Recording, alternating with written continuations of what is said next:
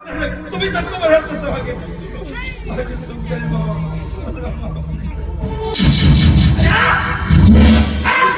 हात लावायचा नाही माझ्या पोरीला आणि यानंतर मग तुझं काळा तोंड सुद्धा दाखवायचं नाही. मला माफ करा बाबा.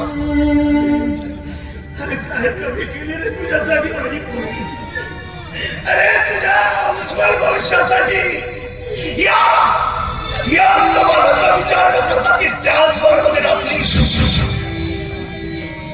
अरे मला ब्लॅकमेल करणारा तो सारा खोटा त्याला मी स्वतःला स्वाधीन केले त्याच्यासोबत लग्न केलं आणि तुला चांगलं चारित्र्याचं दाखला मिळावं म्हणून स्वतःला त्या नाकात चाकू दिलं रे. आज माझी पोरगी त्याचं पुरायचे तिच्याकडे राखी बांधण्याचा हक्क सुद्धा हिरावून घेतला. अरे तू आम्हाला आई बाप म्हणतो. अरे मुलगा होण्याचा तुझा तुझ्या पाडला. माझा मुलगा त्या दिवशी गेला ज्या दिवशी मी त्याच्या उदरात जन्म दिला. अरे माझा मुलगा ही लक्ष्मी आहे जी इथं मरून पडली आहे. अरे तुझ्यासारखा मुलगा होण्यापेक्षा प्रत्येक आईनं बांधतो दिला. तू पापी पुत्र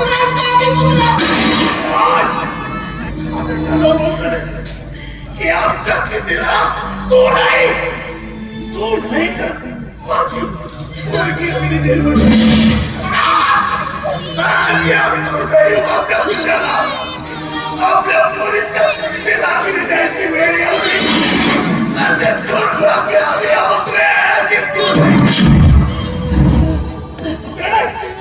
तू पुत्र नाही तर पापी पुत्र आहेस. आणि पिंडदानाचा अधिकार गाजवण्यासाठी आपल्या मायबापाच्या मरणाची वाट पाहणारा पापी पुत्र आहेस.